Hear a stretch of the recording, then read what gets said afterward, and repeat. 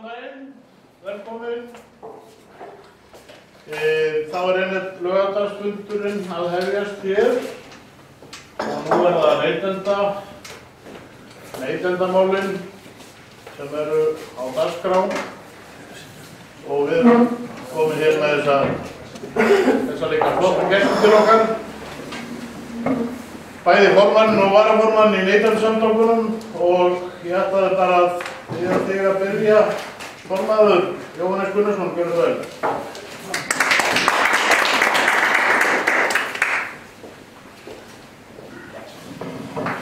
Fundarstjóri, góði fundamenn, við byrjum að þakka kærlega fyrir að bjóða okkur hingað. Það okkur sem erum í forystu neytendasamtaka mikið ánægjuefni að breiða út boðskap okkar sem víðast eða segja frá okkur og útskýra hvernig við störfum meðal annars. Og ég legg ekki ekki grátandi með það að við teljum að það var mikilvægt fyrir neytendamálin í svona aðdraganda kosninga að fá að kynna þennan málaflokk fyrir sem flest.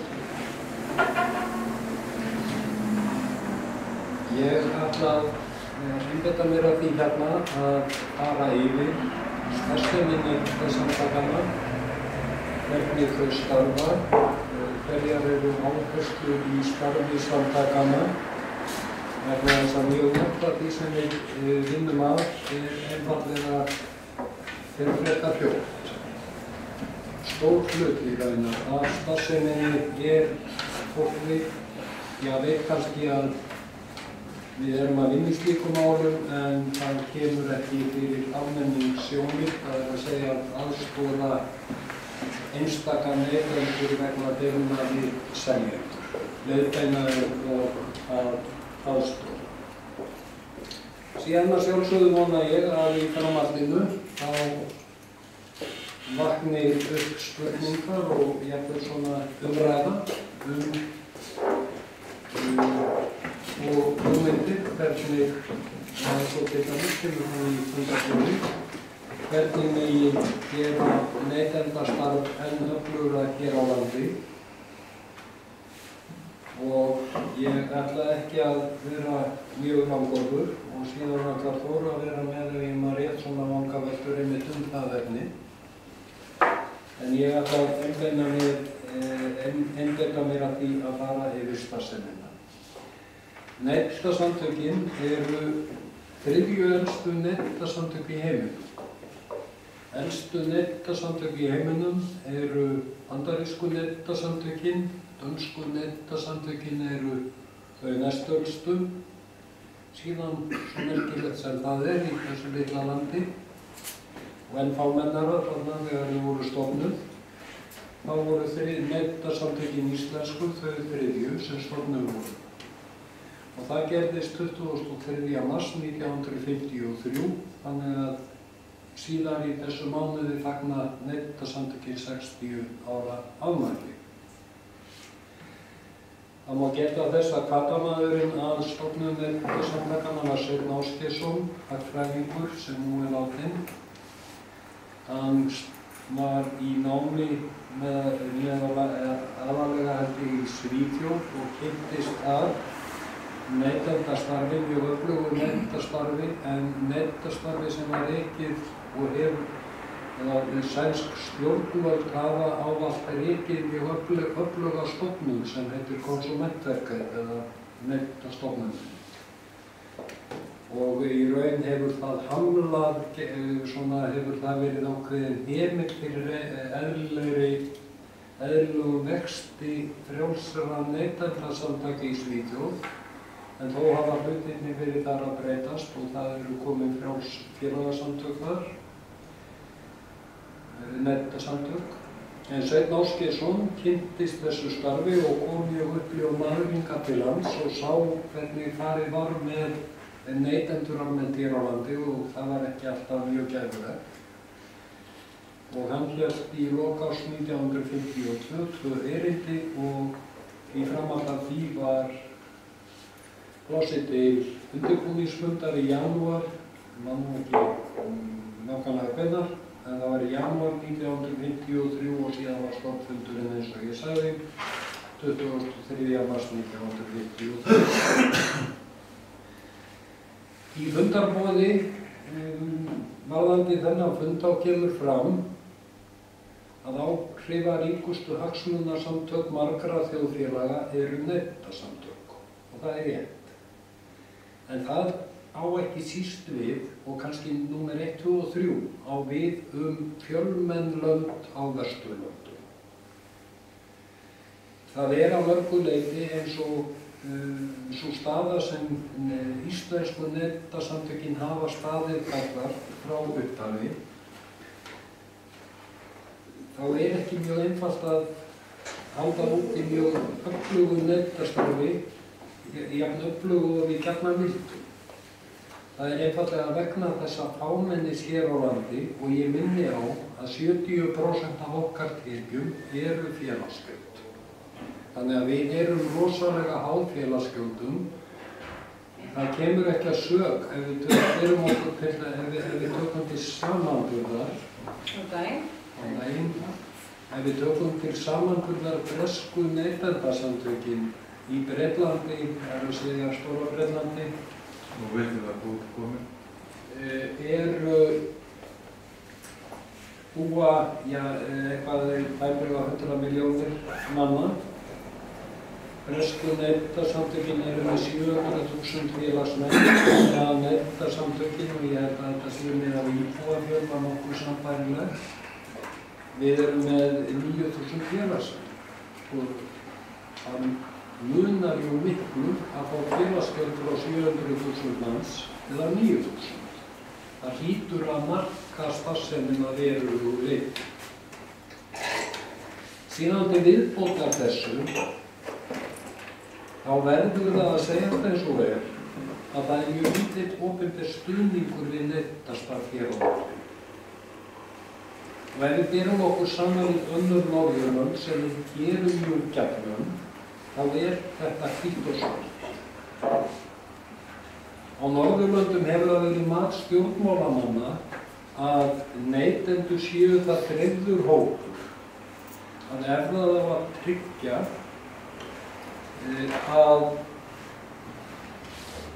að tryggja sem jafnasta stöðu á milli framleiðenda og seljenda annars vegar og neytenda hins vegar, þá þurfi einfaldlega að styrkja neytendastarf með myndarlegum hætti.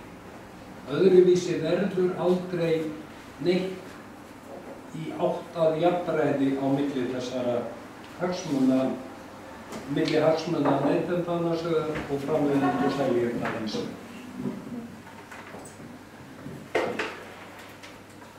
Og að sjálfsögðu er það ósk okkar og von að ljósið renni upp fyrir íslensku stjórnmálamönnum og þeir geri sér á sama hátt grein fyrir þessu eins og stjórnmálamenn á öðrum Norðurlöndum. Við raunar höldum í fram sem erum í forystu Neytendasamtakanna að við getum eingöngu haldið uppi ákveðinni lágmarksþjónustu fyrir neytendur miðað við það fjármagn sem við höfum úr að spila.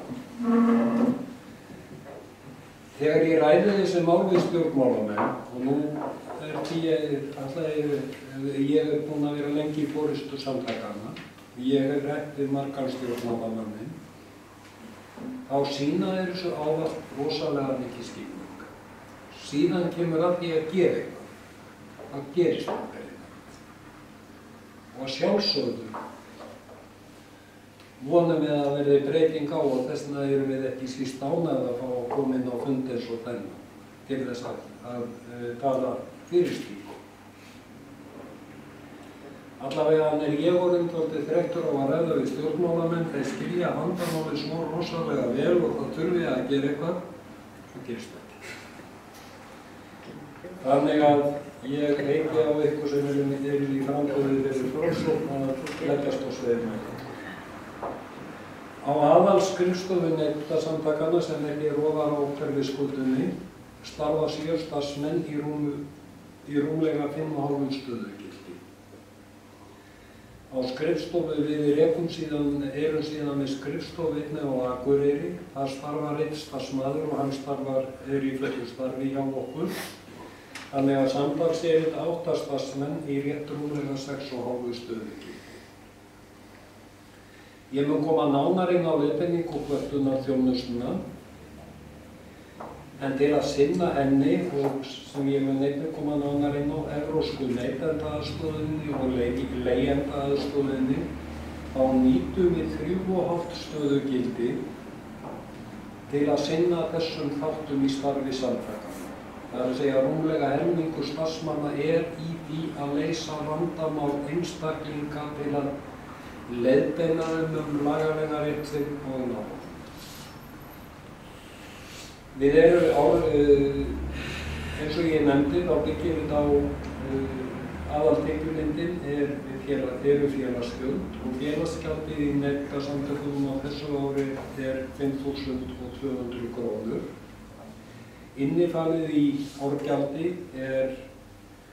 ókeypis aðstoð kvörtunarþjónustunnar. Það að segja að neytendur ná ekki sjálfur fram rétti sínum og í neytendakaupum og það legg ég áherslu á. Við aðstoðum ekki fyrirtæki sem lendir því að kaupa gallaðar vörur. Það annarra að gera það. En allt sem varðar neytendakaup, þar geta neytendur fengið aðstoð. Nettablaðið sem liggur hérna frammi félagsblað og sent öllum félagsmönnum neytendasamtakanna. Það innifalið í árgjaldi. Síðan erum við með að sjálfsögðu eins og flest samtök og fyrirtæki. Við erum með heimasíðu á netinu. Hún að hluta til læst. Það getur þegar þau komið nettablaði í endurnar á blaðsíðu 2 lykilorðið. Við förum ódýrustu leiðina, það er svo fyrst að senda lykilorð á hvern einstakann félagsmann, þannig að við fyrtum það í nettablaðinu og breytum í þess skipti sem nýtt nettablaði kemur út. En það meðal annars mjög gott rafrænt heimilisbókhald fyrir þá sem vilja halda heimilisbókhald. Við fyrtum þar markaðs- og gæðakannanir, neytendablaðið á rafrænu formi. En þetta á restum síðum. Síðan svona allar almennar upplýsingar, baráttumál og svo framvegis, það að sjálfsögðu allt á almenningssíðu. Síðan vil ég nefna að með því að vera félagsmaður í neytendasamtökunum, þá leggur viðkomandi sitt af mörkum að sjálfsögðu til að efla neytendarstarf. Og það skiptir að sjálfsögðu miklu máli. Við erum með þjónustusamning við innanríkisráðuneytið rekstur, leiðbeiningu og kvörtunarþjónustu fyrir neytendur. Og eins og ég hef nefnt, það geta allir leitað til út af því að þetta þjónustusamningur við stjórnvöld, þá geta allir leitað þar til að leita til okkar, til að fá upplýsingar rétt sinn varðar kaup á vöru og þjónustu,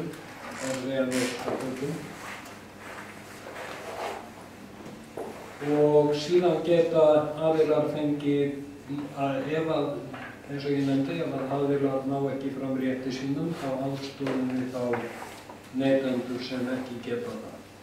Eða ef seljandi hafnar að okkar mati eðlilegri og löglegri kröfur neytenda.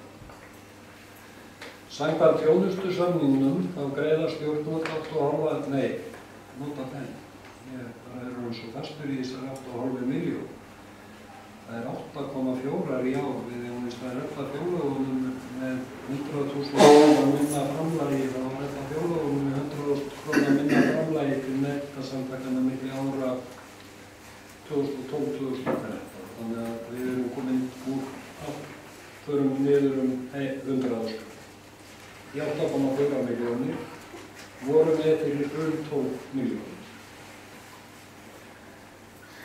Við höfum tekið hins vegar saman að það kostar neytendasamtökin 22 milljónir að lágmarki. og þá er það varlega reynt að uppfylla þjónustusamninginn sem við erum með í ríki, þannig að stjórnvöld eru í raun að greiða rétt rúmlega 1/3 af því sem kostar okkur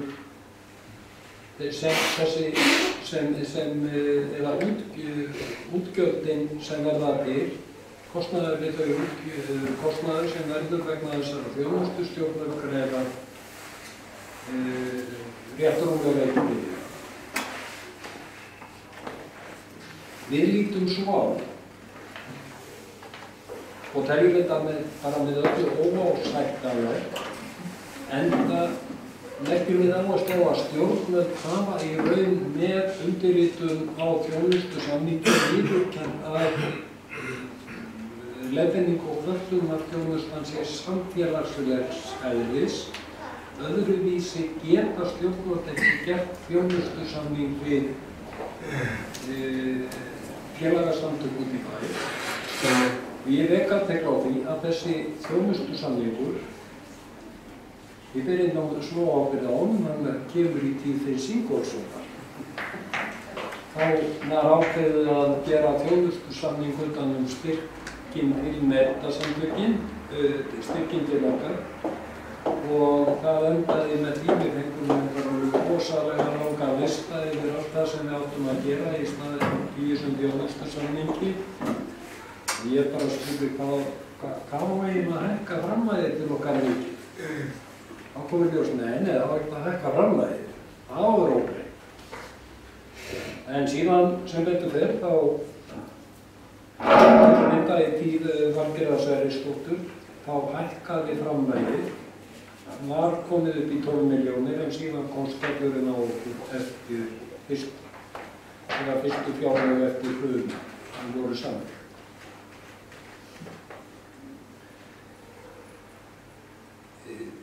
Ef að stjórnvöld hins vegar greiddu allan þann kostnað sem samhliða þessu verkefni, og ég vil nefna að til að mynda á öðrum Norðurlöndum og reyna miklu víðar, Bretlandi, Þýskalandi, Austurríki, þar eru Neytendasamtök ekki að sinna svona þjónustu við neytendur. Það eru opinberar stofnanir sem sjá þetta.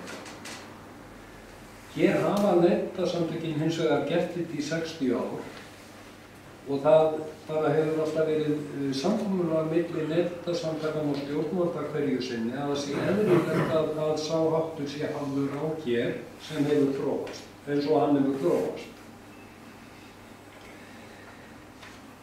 Krafa okkar hlýtur að vera sú að stjórnvöld greiði allan kostnað vegna þessa þjónustusamnings þannig að við getum nýtt peningana sem við félagsmenn greiða til þess að sinna þeim meira.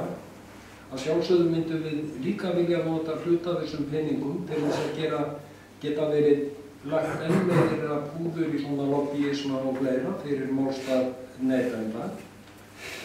En á meðan við þurfum að taka rúmlega helming tekna okkar í að reka almannaþjónustu, þá að sjálfsögðu kemur það niður á öðru og þetta til dæmis hindrar það að við getum verið með þjónustu að félagsmenn og gert meira fyrir félagsmenn. Þá er ég sannfærður það að við myndum fá fleiri félagsmenn og neytendastarfið yrði öflugra.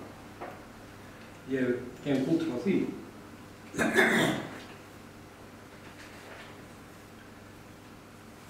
En þar sem stjórnvöld greiða það lítinn hluta af kostnaði við leiðbeining og kvörtunarþjónustu, þá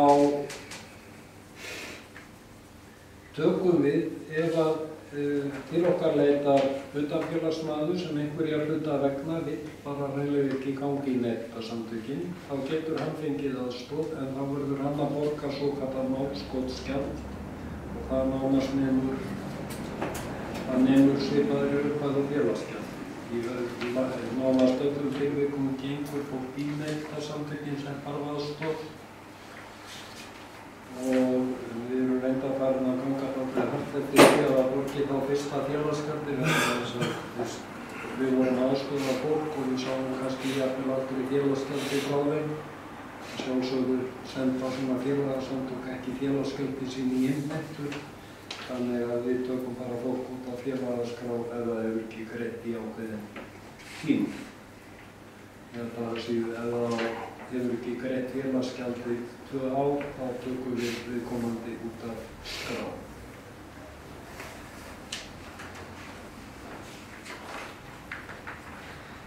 Við höfðum því líka fram, vegna þess að það hefur oft verið umræða hvort að það ekki að færa þessa þjónustu við neytendur eitthvað annað, að Neytendasamtökin eru að sýna jafnvel betri árangur heldur en mannmargar stofnanir til að mynda á öðrum Norðurlöndum í að leysa mál fyrir neytendur. Skýringin að stórum hluta sú að svona félagasamtök geta verið miklu, svo við notum slæma íslensku, þeir geta verið meira töff í vinnubrögðum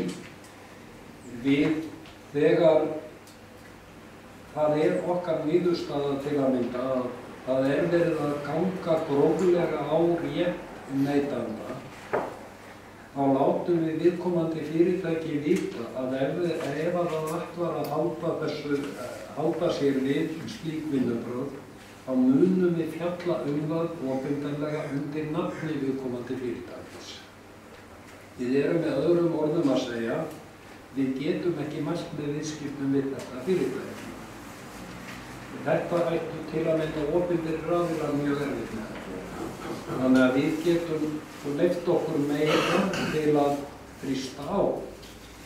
Ég vil taka það fram að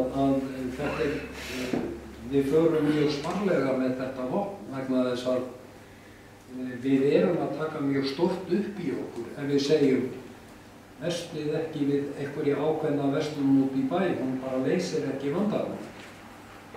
Þannig að við erum búin að láta gjarnan lögfræðingur okkar sem starfar hjá okkur búin að fara vandlega yfir málið, við erum jafnvel búin að leita umsagnar annars lögmanns út í bæ. Vegna þess að þetta ef rangt reynist hjá okkur, þá væri þetta atvinnurógur og það væri hægt að dæma því háa fjársekt sem forsvarsmann Neytendasamtakanna þegar við látum svona frá okkur fara. En ég hef fengið hótanir nokkrar stefnur frá fyrirtækjum út af svona málum. Ég hef sagt, gerðu svo vel, farið í mál. Við munum fjalla mjög ítarlega þetta mál, öll málaferlin opinberlega. Ég hef aldrei fengið á mig stefnu, þannig að fyrirtækin vita í öllum tilvikum upp á sig skömmina og sjá ekki ástæðu til þess að vera, eða gera ekkert meira í málum. Þannig að við getum verið, eins og ég segi, við getum verið töff, en þetta neyðarúrræði þegar seljendur reyna á grófan hátt að sniðganga eðlilegar og lögmætar neytenda. Til að styrkja þennan þátt í starfi Neytendasamtakanna þá hafa samtökin beitt sér fyrir stofnun úrskurðarnefnda í samvinnu við samtök seljenda á fjölmörgum sviðum. Þær eru allar byggðar upp á sama átt. Það eru 1 eða 2 fulltrúar frá okkur og jafnmargir frá samtökum seljenda hinum megin. Þetta til dæmis, svo ég taki dæmi, við erum með úrskurðarnefnd í samvinnu við fjármálafyrirtækin, í samvinnu við vátryggingarfélögin, í samvinnu við samtök ferðaþjónustunnar, tannlæknafélagi, svo ég nefni nokkur dæmi. Oddamaður í þessum nefndum ávallt í langflestum tilvikum tilnefndur af viðskiptaráðherra og eins og til dæmis tannlæknanefndin, það tilnefnir landlæknir formann nefndarinnar. Það eru svona hagsmunir báðum megin frá og síðan sem á að vera hlutlaus oddamaður. Og þessar úrskurðarnefndir hafa reynst alveg gríðarlega. Ég nefndi áðan evrópsku neytendaaðstoðina, örstutt hvað það fyrirbæri Það net sem rekið í öllum löndum á EES-svæðinu. Þannig að ef að þið eru til að mynda í einhverju öðru landi á EES-svæðinu, kaupið vöru sem reynist gölluð, bílaleiga þar sem þið leigðu bílinn hjá, ætlar að reyna að svindla á ykkur og senda ykkur bakreikning eða eitthvað takk út af, það nú stefnan þá bara tekið eitt út af kortinu, þannig að þeir eru með kortaupplýsingar. Þá þetta að leita til okkar. Við höfum sambærilegt apparat í því landi þar sem fyrirtækið sem beinanstrendur við og þeir sjáum að samskipti við fyrirtæki til að finna lausn á málum. Eins fáum við til okkar mál frá, til dæmis ef Þjóðverji hefur verið hérna og lent í útistöðunni bílaleiguna hérna, þá kemur málið til okkar, við reynum að leysa málið við bílaleiguna og ef það gengur ekki þá endar það yfirleitt í gegn til úrskurðar, þá fer það til úrskurðarnefnd. Þetta var einfaldlega að setja á laggirnar eða Evrópusambandið hafði frumkvæði að því að setja þetta á laggirnar vegna þess að Evrópusambandið uppgötvaði á innri markaðinn sem við erum jú hluti af í gegnum EES-samninginn að væri ekki að skila neytendum árangri heldur fyrst og síðast fyrirtækjum.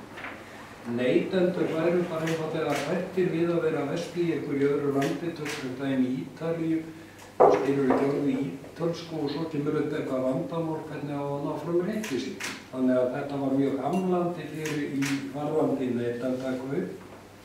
Þess vegna var ákveðið að koma þessu apparati á öllu EES-svæðinu þannig að innri markaðurinn myndi virka fyrir neytendur. Kostnað vegna þessarar þjónu, við erum með samning við innanríkisráðuneytið og Evrópusambandið að Neytendasamtökin reki þessa þjónustu hér á landi. Samkvæmt reglunum þetta þá greiðir Evrópusambandið helming kostnaðar við þessa þjónustu en stjórnvöld eiga að greiða hinn helmingin. Það kannski aðeins til marsu það svona hvernig því miður stjórnmálamenn hafa stundum farið bóttið illa með okkur eða með Neytendasamtökunum. Það held ég því fram.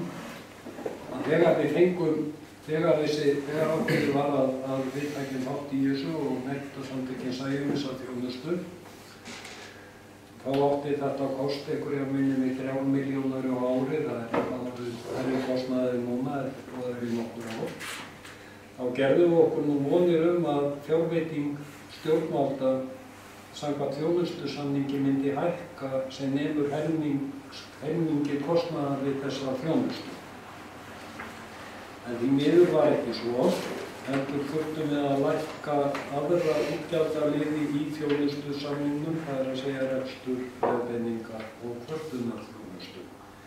Þannig að það má segja það að til að halda uppi þessari þjónustu hér á landi þá þarf að greiða hana helmingshluta með félagsgjöldum, félagsmanna í Neytendasamtökunum. Leigjendasamtök, og nú ætla ég aðeins að örstutt að fara yfir leigjendaþjónustuna sem tiltölulega ný þjónusta hjá Neytendasamtökunum. Leigjendasamtök hafa ekki starfað hér á landi í mörg ár. Þau eru einfaldlega bara dauð. Þau því miður við dóu með aðaldrifjöðurinni, dóu þegar Jón frá Pálmholti, aðaldrifjöður leigjendasamtakanna frá upphafi, þegar hann féll frá, þá höfðu leigjendasamtökin samtímis upp.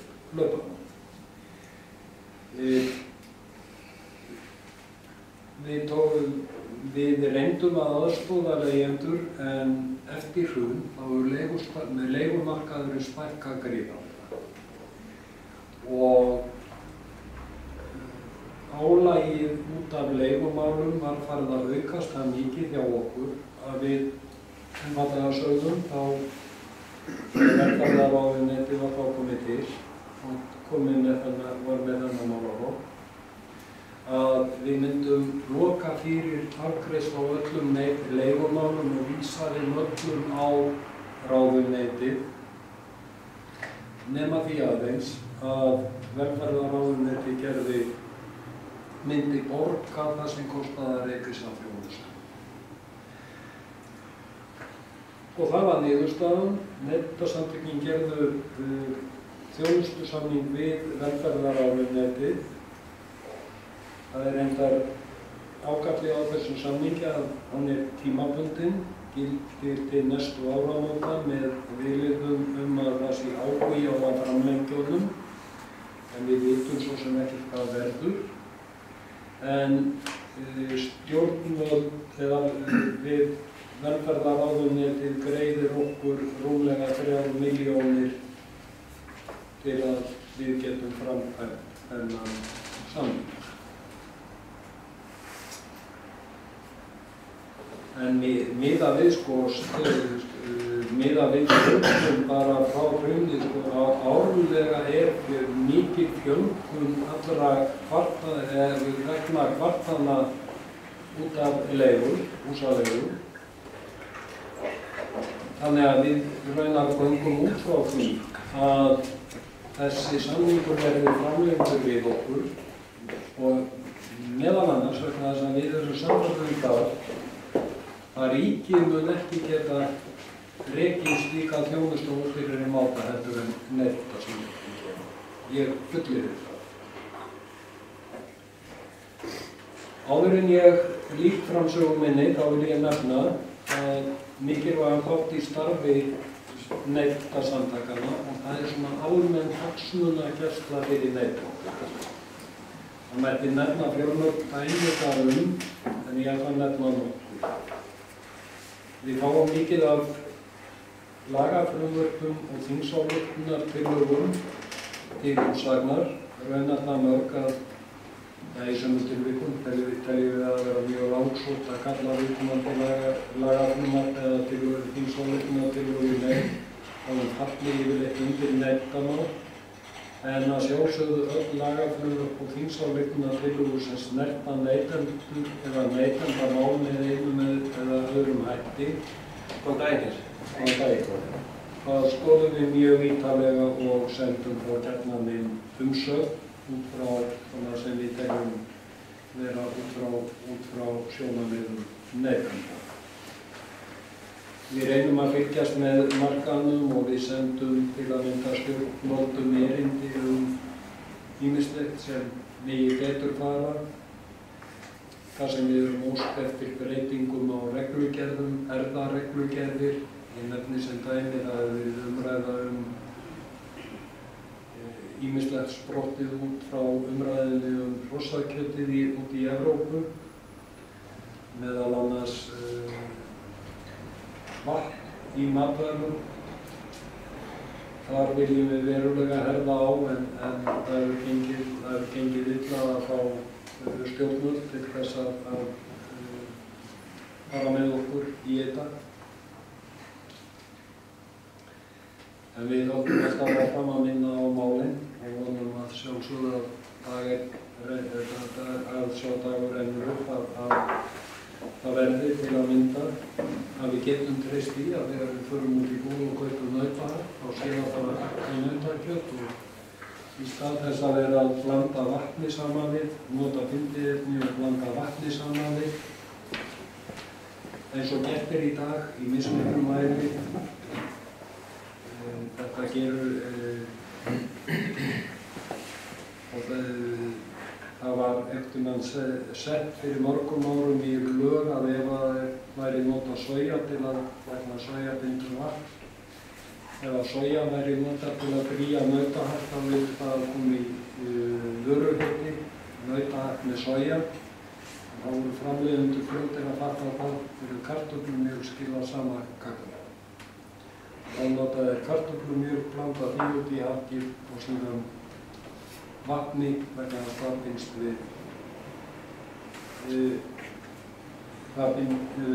við kartöflumjólk.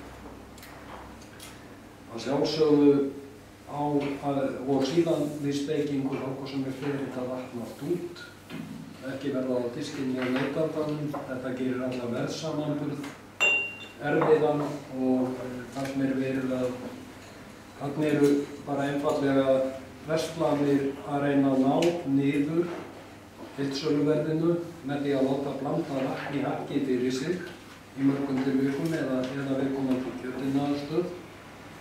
Þarna bara verið einfaldlega að plata okkur því að það mjög lágt verð á þessu en það fylgir líkt sögunni að það vegna þess að það búið að plata vatn.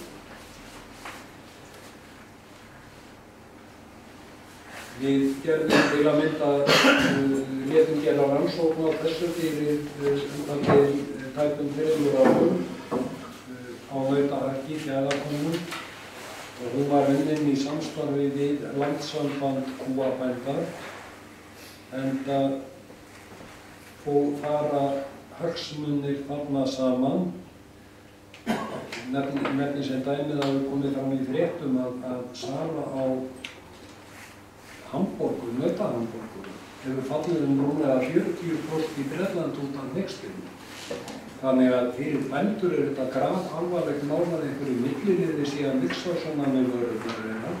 Það eyðileggja þeirra vörur, eyðileggja orðstílum og þannig að þeir sem í raun að borga brúsan það eru bændur og það eru neytt.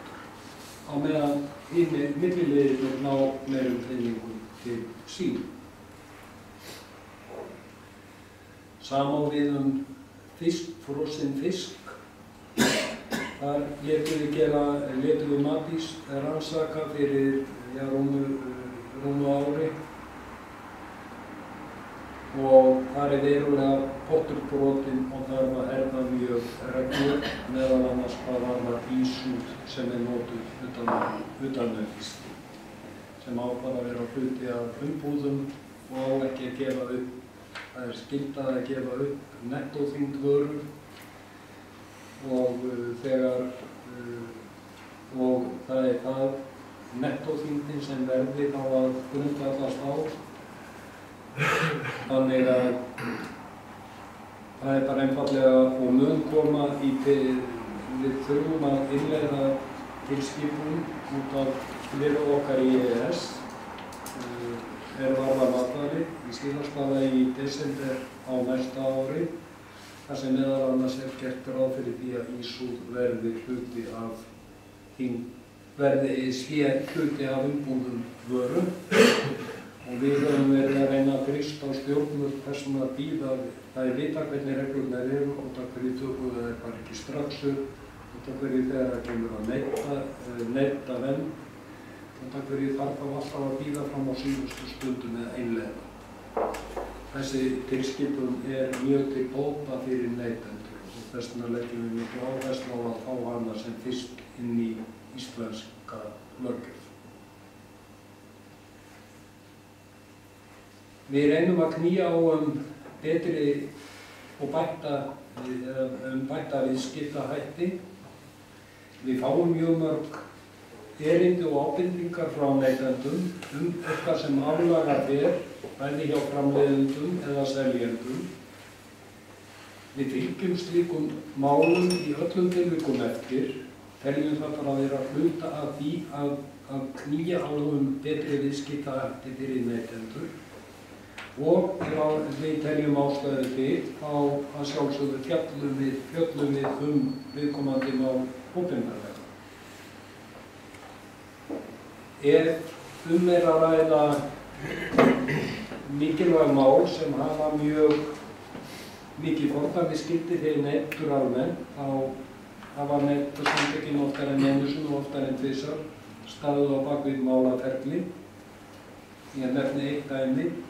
Í kjölfar olíusamráðsins, eftir að það var upplýst, það var ljóst að olíufélögin voru að hafa pening í gegnum samráður af neytendum.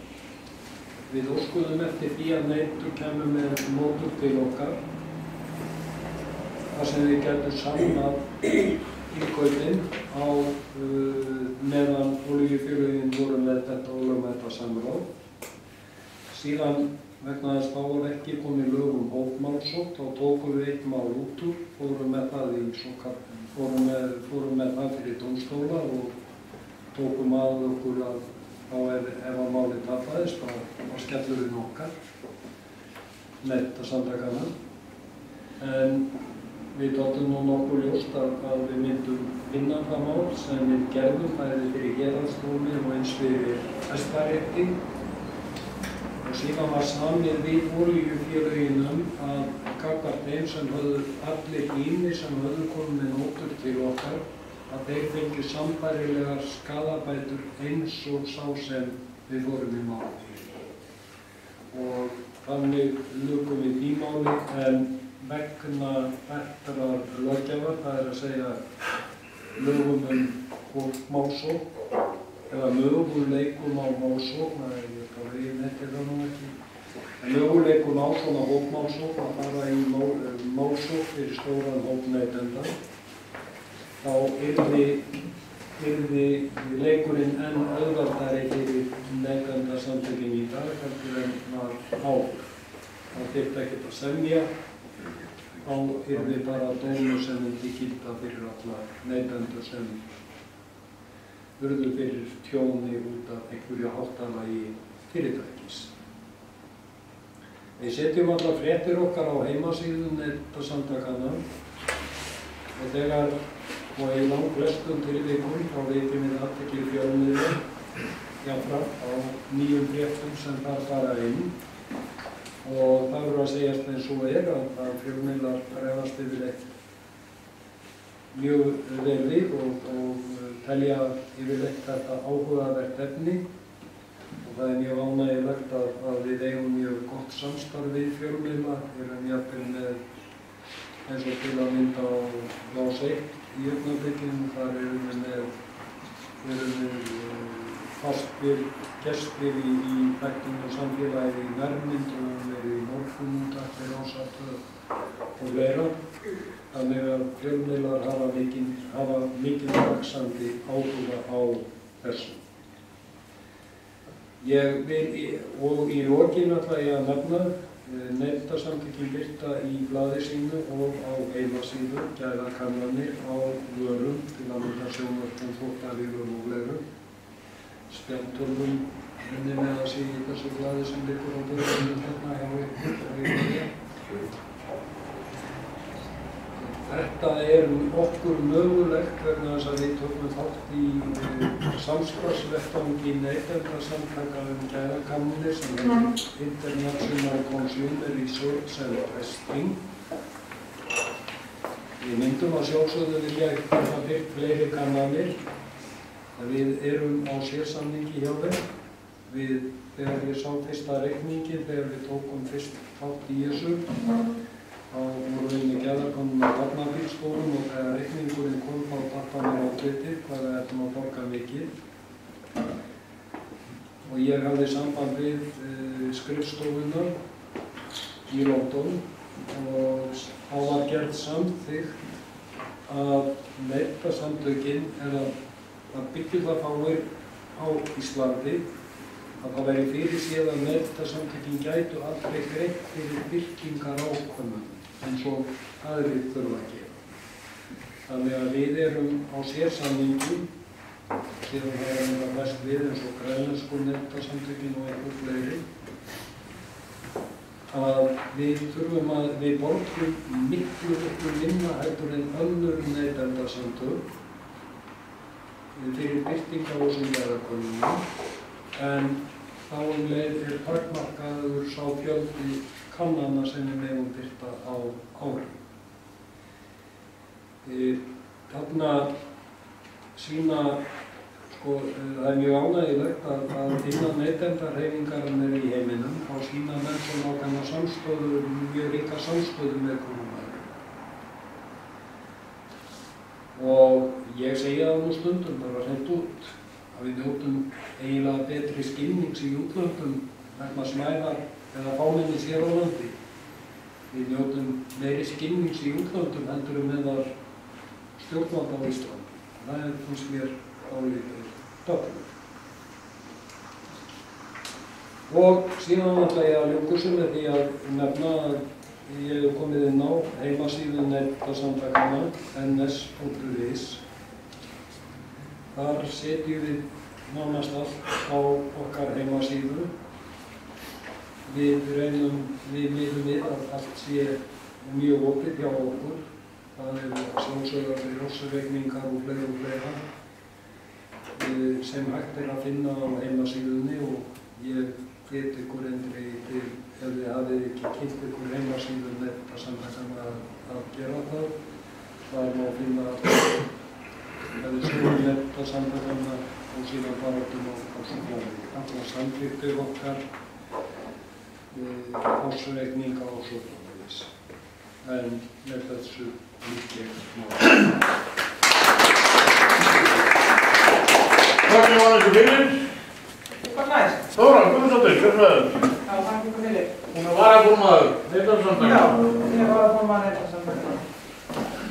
Sko, ég bara vil deila því að þakka fyrir að hafa verið boðað á þennan fund og upplýsi hér með þetta er fyrsta sinn sem ég kem inn í þetta hús og bara mjög ánægð með það og nefnir svona bara í leiðinni að mér hefur fundist svolítið súrt, sko, ég tek það fram að ég er alveg upp með svona annar fólkinn í sveit og þú meiri segja sveitinans Jónskinga og þykir afskaplega væntur bændur sveitamenn og við hafa þeirra sem mestan og bestan og hefur þessum að sálnastundum þegar sumir hafa viljað líta á Neytendasamtökin sem einhvers konar óvinni bænda og allavega í mínum huga er það algjörlega fráleitt og ég tel að hagsmunir okkar færi saman og bændur eru náttúrulega neytendur ekki síður en við sem búum á mönnum. Já, þau eru, sko, sveitafólk, bændur og búaði, þau eru að fara til búið og kaupa sér allra handana, tótt og drasl og þurfa á þessar leiðbeiningar þjónustu að halda og ég var vel við það þegar ég skreft út fyrir bæinn. En ég er sannfærð það að við búum í okurlandi, algjör okurlandi og þetta er rosalega töfravel. Það er okra okkur á öllum sviðum. Það er alveg saman sem hlutið þess. Vöruverk í maturum, í öðrum verslunum, með auðvitað stöku undantekningum, ég segi það ekki, skála væra það nú. En og lágmarkskjörin, ég held að það þekkist bara ekki önnur eins lágmarkskjör eins og okkar hefur búið upp á nokkuð staðar annars staðar í heiminum. Saman með maturverði, það er einna hæst í heiminum. Sérstaklega tekið tillit til launa. Það tíðar ekki að taka verð á mjólkurlítra hér og mjólkurlítra í Noregi þegar launin eru tvöfalt þar, eða ekki meira. En landbúnaðarvörurnar eru ekki þar einu sem eru dýrari, það eru bara aðrar vörur líka. Og ég sendi velt fyrir mér pæljar að kenna. Kaupmenn bera gjarnan fyrir sig að það sé svo dýrt, flutningskostnaðurinn er dýr. Það eru vörugjöld, það eru tollar og alls konar aukagjöld sem ekki stofan á. Og vissulega búum við hæsta virðisaukaskatt í heimi, við komum svo staðni af sem við vorum í 25% en við erum að slá þeim við og vorum í 25,5%. Nú, tollar eru ekki lagðir á vörur sem eru fluttir inn frá Evrópu nema að það séu framleiddar annar stað, en vörugjöldin vissulega er til staðar.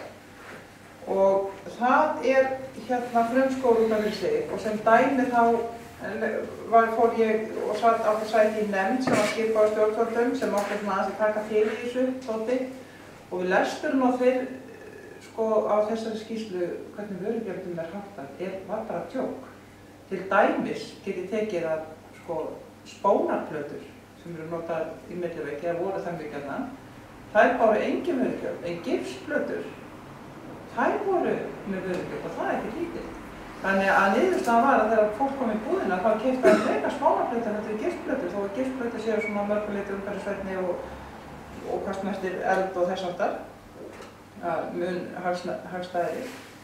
Ég skal segja lagði ykkur til að við myndum bara leggja niður vörugjöld og sko markmið eða svona það sem var lagt fyrir nefndina að auðvitað skatta mátt ekki lækka og mátti taka til í þessum hópi en tekið til ríkisins mátt ekki lækka.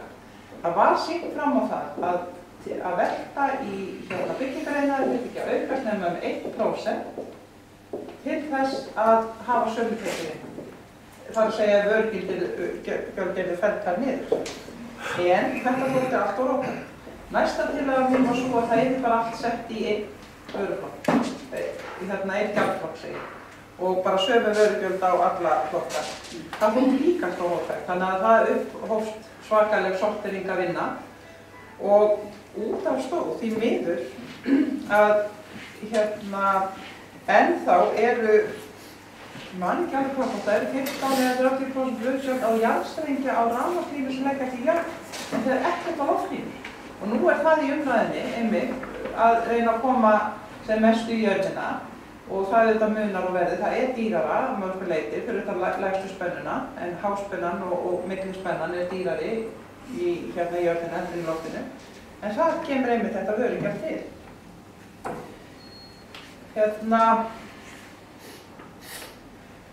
Það sem ég ætla að segja, já, ég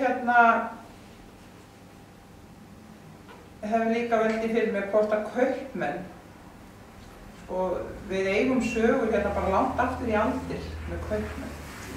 Sviknavörur, matkanjur, sviknavikt, ránkmaður og svona, þannig að þeir eiga ekkert rosalega góða sögu en þessi umræða hátt matvöruverð hefur svo sem verið lengi og ég held meirihluti matvæla fluttur inn. Og til dæmis þegar Bónus byrjaði innflutning, þá sýndi það sig að það var hægt að lækka verð á matvöru allt verulega og það var gert.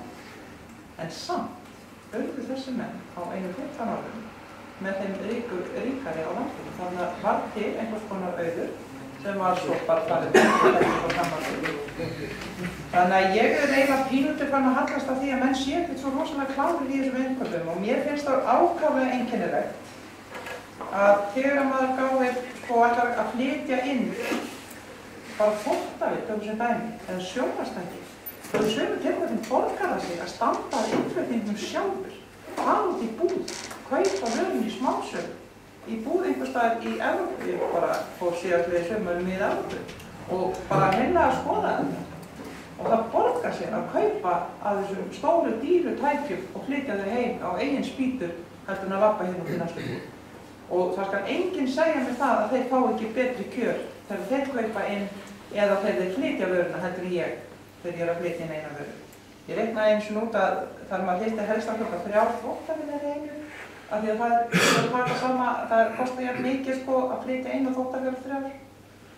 Þannig að það væri svona sniðugra. Svo er annað, ég hef stundum líka verið að bera saman íslenska neytendur og erlenda.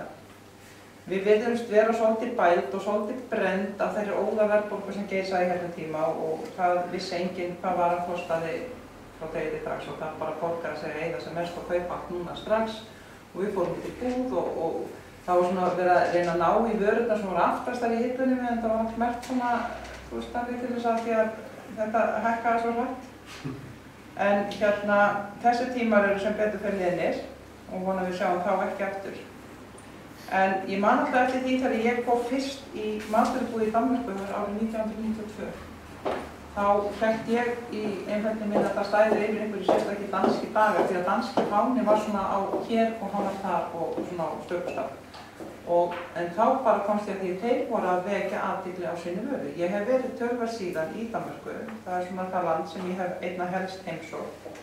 Og þeir eru svona, þeir eru bara mjög vakandi yfir því að vekja athygli á sinni innlendu vöru og fólk fer eftir því, fólk kaupir það og það gerir það hérna líka. Við borgum til dæmis hærra verð fyrir íslenskar paprikur fyrir bros og vöru af því við vitum hvaðan er koma, eins og sagt er auðlýsingunni og erum tilbúnari til þess að greiða aðeins hærra verð fyrir það.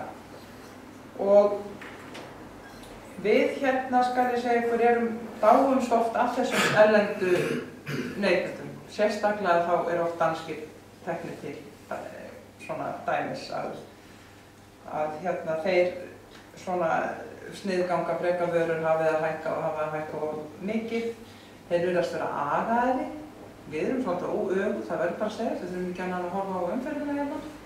En auðvitað eru sums staðar verri, en svo þegar Íslendingar fara út og keyra út og tala koma heim og alveg það ræðist ekki til útlöndum, það er bara að gefa stefnuljós og allt opnast og allt er rosalega fínt og flott, svo komum við heim og breytumst í sömu lúðana og enginn gefur stefnuljós og allir bölva hverjir öðrum.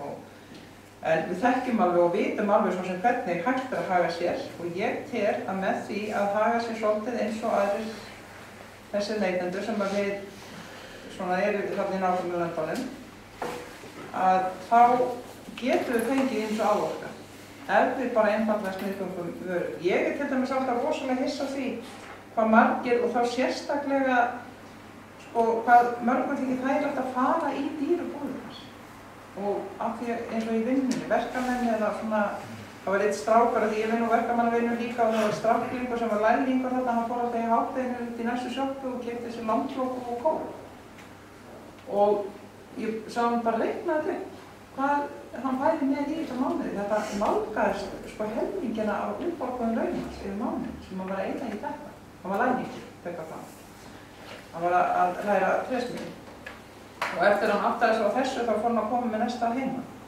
En ég held þetta sé svolítið svona sorgleitt og ég eins og ég segi, ég þeirra trúar að ef að við sniðgöngum þessa hæstu verð og verðum svolítið höfðu okkur sjálf, því að þetta frestast líka, að þá getum við náð fram. Og sumum tilfellum með þetta varðandi háa vöruverði einfaldlega skortur á samkeppni og það lá við að mér féllust hendur í þessu sambandi þegar ég hlustaði á fyrirlesara frá Svíþjóð sem talaði að þeir væri í basli vegna fákeppni. Þeir eru miklu fleiri við. En þeir búa þarna við ákveðna fákeppni á matvörumarkaði og þá á því augnablikki þá hugsaði ég bara fyndi yfir mig og ég hugsaði bara hvað erum við að reyna í þessu tímavindalandi. En maður má ekki gefast upp. Svo það annað, sko, ég hef verið á því að við ættum að kaupa íslensk og íslenska vörur. Og þá sárnar manni svolítið þegar maður heyrir annars vegar náttúrulega fyrst að þessu iðnaðarsalti og svo þessu nýjasta kjötskandal sem var svo mikið hættulegt, en það er svolítið fúlt fyrir þá sem vilja að kaupa nautakjöt að það sé ekki arða af nautakjöt í réttinu. Og þar sem við höfum nú gjarnan haldið því fram að íslenska vörur séu bestar, þá þetta hálf svona neyðarlegt fyrir okkur. En vonandi þá batnar þetta. Annað er það sem ég vildi gjarnan taka og ég veit að menn hafa svo sem verið að tala það, kannski erfitt að bregðast við því, en það eru sum fyrirtæki sem að standa að innflutningi en eru með falleg nöfn á vörunni sinni, eins og til dæmis Náttúra, Heima, Holt og Gott og þetta á grænmetiskökkum, svo stendur annað smáletri framleitt fyrir þetta jafnvel í Bandaríkjunum eða einhver staðar annar staðar. Og þetta finnst mér fólk sem koma á minn aldur, ég er með linsu núna í þessu samt, þess að ég geti segið svona, en svona alla jafna þá bara sé ég þetta. Bara tek bókina og svona, þetta er það smátt letur að ég get ekki séð það. Lesa ekki til líkjum heim. Og Ora, þetta gamla krónafyrirtæki sem er með svona síður niður vörur, og þetta vissi ég að ananas vex ekki á Íslandi og ég vissi að niður svona ananas var ekki alíslenskur. En þó stóð ég í þeirri trú að það væri farið höndum og hann væri fluttur hingað inn, það væri farið höndum hann af íslensku vinnufólki og það væri mjög vel vandað til verka og ég var tilbúin að borga og ég gerði það, borgaði hærra verð fyrir þessa íslensku innan gæsalappa ananasdós og túnfiskstofnuna heldur en ég hefði gert af einhverju útlendu óþekktu akvarati. En svo þetta bara túnfiskurinn lagður niður í Tælandi og svona mætti lengi telja. Og þetta finnst mér vera svolítið svindl. Verslanirnar sjálfar taka þátt í þessu. Það til dæmis eins og í grænmetisborðinu þá stillt upp í samskonar umbúðum, flúðasveppum og sveppum frá Náttúru sem ég hélt fyrst að vera íslenskir en reyna svo vera pakkaðir og vaxa einhvers staðar út af þeim. En umbúðnar eru nánast þær sömu, en merkilegt nokk í þessu tilfelli þá eru íslensku sveppirnir ódýrari. En varðandi Ora túnfiskinn, þá er hann dýrari heldur en sá erlendi. Kannski þetta, svo ég fara nú aftur í þessa neytendaviðtöl, það getur líka stafað af því að við erum frekar ung þjóð. Það er ekkert svo langt síðan að Reykjavík var bara að fá einn hús bara akkurat á þessu svæði rétt hjá. Og við erum frekar óvön að búa svona mörg saman á svona litlu svæði. Og við erum ennþá svolítið svona ráðrík og frek og viljum fara okkar fram og erum ekki svona vön að búa í þessu þéttbýli eins og Evrópubúar. Og þar af leiðandi kannski samfélags svona vitundin okkar eitthvað lakari heldur en þeirra. Og bara sem dæmi, svona, sem að allir þekkja þetta með fiðrarna, ryðjast allir hverjum annan þverjan til að vera fyrstur. Þeir eru stödd í stórmarkaði í Danmörku og það ekki allir kassar opnir, svo verður einhver svona, koma fleiri og þá opnar nýr kassi. Hérna þá bara reiðst sá sem aftastur í röðinni eða hefur bara alls ekki verið í neinni röð, þá reiðst fremstur á þann kassa. En aftur á móti eins og í Danmörku, þar sem ég hef hérna verið, að þá stendur bara fólk fyrst og býður bara sá sem næstur í röðinni á opnum kassa. Honum bara vísað vegurinn á þennan sem opinn, því að hann jú sannarlega næstur í röðinni. Þannig að það eru svona hlutir sem að ég held að ef vona að komi svona smátt og smátt. En svona annað líka sem að mér dettur í hug þetta með háu vörurnar, sko. Nú þekkjum við það í Austur-Evrópu sem eru láglaunasvæði og það eru vörur á lægra verði. Sérstaklega þær vörur sem að eru framleiddar á stóru alþjóðlegu keðjunum, vegna þess að þær eru ekki að verðleggja eða setja vörurnar og selja þær á því verði sem það kostar að framleiða þeim. Þeir hugsa hvað fæst fyrir vöruna mína framleiðsluna á þessu sölu svæði. Hvers konar svæði er þetta? Er þetta láglaunasvæði, er þetta hálaunasvæði? Og bara til dæmis svona Fisher-Price leikmönd eða bara eitthvað, eða sjónvarpstæki, Samsung eða whatever, að þá miðaði verðið við það.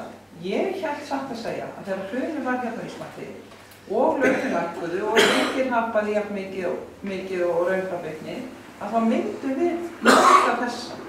Myndi þessi stóru framleiðendur fara að selja okkur þannig að við vitum þetta láglaunasvæði og jafnvel kæmi fólk á hingað til þess að fá vörurnar og læra verði alveg svo við höfum verið að fara til Austur-Evrópu og jafnvel á fleiri staði til þess að fá vörur og læra verði.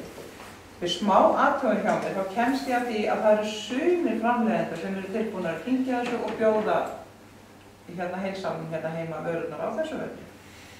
Aðrir ekki, en sumir heilsalar leyfa okkur að njóta þess og aðrir ekki. Og þetta bara svona, en það náttúrulega frjálsframleiðning og menn mega svo sem að við gera þetta. En en það sko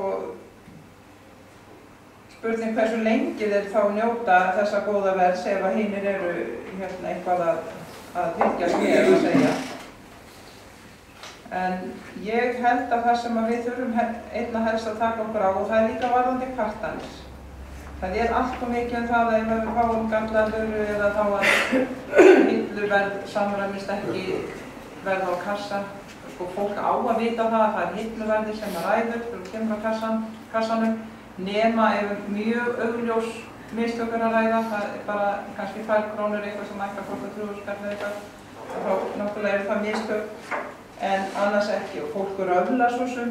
Og maður hefur oft heyrt það sem við kunni ekki við það, eru bara svona hæverskir, segja ekki neitt, segja svo bara vinum og kunni ekki það á sig. En mér finnst það ekki vera harðari í því. Og já, annars þetta, ég hef svona ímislegt en þetta er búin að orðið svolítið langt, þannig að ég held að þetta bara ekki fyrirspurnir. Opnum bara fyrir þá, ég þakka fyrir mig.